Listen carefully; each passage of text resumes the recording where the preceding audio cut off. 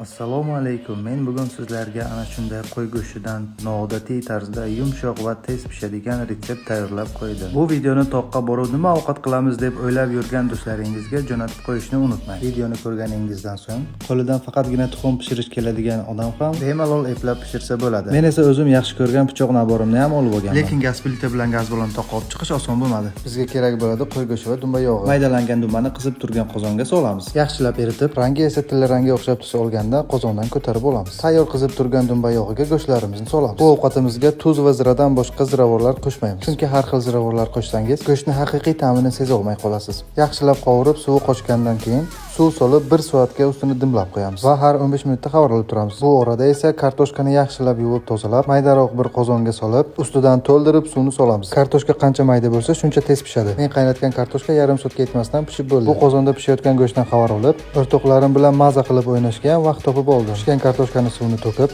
hamma kartoshkalarni o'rtasidan kesib, qozonga yog' solib yaxshilab qizitib, kesib qo'ygan kartoshkalarimizni solib yuboramiz. Chiroyli qizarib chiqqan kartoshkalarni kattaroq laganga ko'tarib olamiz va sariyog', ukropni maydalab sovoramiz. Va orqasidan chesnokni maydalab sovorsak ajoyib ta'm beradi. Tuzi esa tabga ko'ra. Yaxshilab aralashtiramiz. Haqiqiy derevyanskiy kartoshka bo'ldi. Qozonga qarasam go'shtlarimiz ham pishib qopti. Darrov suzib oldim va ovqatimiz chiroyli bo'lishi uchun ustiga bezak beramiz. Qarabsizki, ovqatimiz ham tayyor bo'lib qoldi. Endi esa bu videoni yaqinlaringizga jo'natib, qachon biz ham boramiz deb yozib qo'ying.